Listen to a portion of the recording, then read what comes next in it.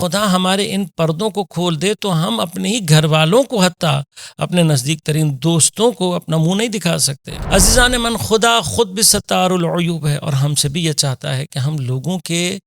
عیوب کے اوپر پردہ ڈال کر رکھیں۔ اس پردہ پوشی کو یہ نہیں سمجھنے کی ضرورت کہ اللہ نے ہمیں معاف کر دیا ہے۔ اعوذ باللہ السمیع العلیم من الشیطان الرجیم، بسم اللہ الرحمن الرحیم، الحمد للہ رب العالمین والصلاة والسلام علی رسولہ الکریم واہل بیتہ الطیبین الطاہرین لا سیما بقیۃ اللہ فی الارضین۔ عزیزان گرامی قدر، حضرت امیر علیہ الصلاۃ والسلام کی خدمت میں اور محضر نہج البلاغہ میں 5 منٹ کے عنوان کے ساتھ آپ کی خدمت میں حاضر۔ سید رضی رضوان اللہ تعالی علیہ نے کلمات قصار میں حضرت کا یہ قول نقل فرمایا کہ آپ نے فرمایا الحذر الحذر فواللہ لقد ستر حتی کأنہ قد غفر۔ الحذر، الحذر عربی میں اگر ہم ترجمہ کرنا چاہیں اردو میں تو جیسے ہٹو ہٹو، بچو، یا کسی کو متوجہ، آگاہ ہو جاؤ، بچے رہو، ڈر کے رہو۔ فواللہ، خدا کی قسم، اللہ تبارک و تعالی نے لقد سترا، اس قدر ستر پوشی کی ہے، اس قدر چھپایا ہے کہ حتی کأنہ قد غفر۔ عام طور پر ہم اپنی زندگیوں میں یہ دیکھتے ہیں کہ ہم سے بہت بڑی بڑی مسٹیکس ہو جاتی ہیں، بہت بڑی بڑی غلطیاں، بلنڈرز ہو جاتے ہیں، لیکن بہت سارے لوگوں کو اس کے بارے میں معلوم نہیں ہوتا۔ اور اللہ تبارک و تعالی چونکہ وہ ستار العیوب ہے، وہ اس قدر شدت کے ساتھ ہمارے ان عیوب کو چھپاتا ہے کہ ایک تو ہمیں یہ محسوس ہونے لگتا ہے کہ شاید میرے اس گناہ کا کوئی اثر نہیں ہے، یا ہمیں یہ لگنے لگتا ہے کہ شاید خدا نے میرے اس گناہ کو صرف چھپایا نہیں ہے، مجھے معاف کر دیا۔ یعنی بعض اوقات ہمارے بہت بڑے بڑے گناہوں، بہت بڑے بڑے بلنڈرز کا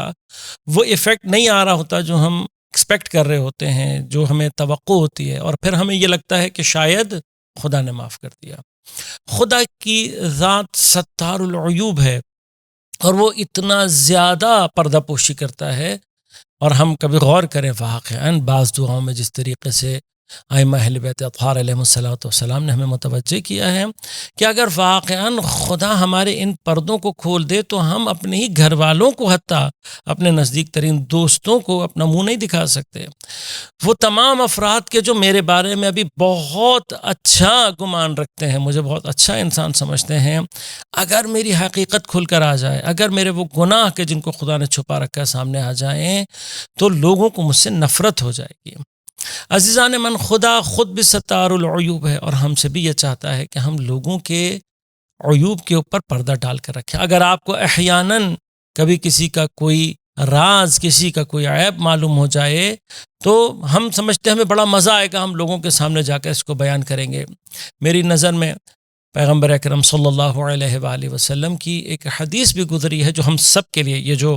حضرت امیر بھی ڈرا رہے ہیں، شاید اس ڈرانے کا ایک مرحلہ اس طرف بھی ہو کہ حضرت فرماتے ہیں کہ اگر کوئی کسی مومن کی عیب جوئی کرے، اس کے کسی عیب کو نکالے اور پھر اس کو لوگوں کے سامنے پہنچائے، تو قسم کھا کے فرماتے ہیں پیغمبر، وہ مرے گا نہیں مگر خدا اس کو اسی عیب میں مبتلا کرے گا۔ لہٰذا اگر آپ چاہتے ہیں کہ آپ اس عیب میں، اس نقص میں، اس چیز میں مبتلا نہ ہو اور خدا آپ کو بچا کر رکھے، تو دوسروں کی پردہ پوشی کریں۔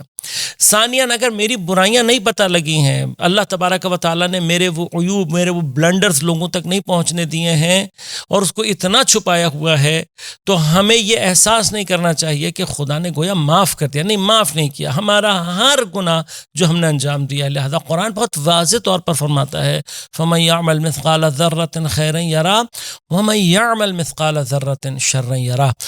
اگر ذرے کے برابر بھی کوئی شر ہے تو وہ قیامت کے دن سامنے آئے گا۔ لہذا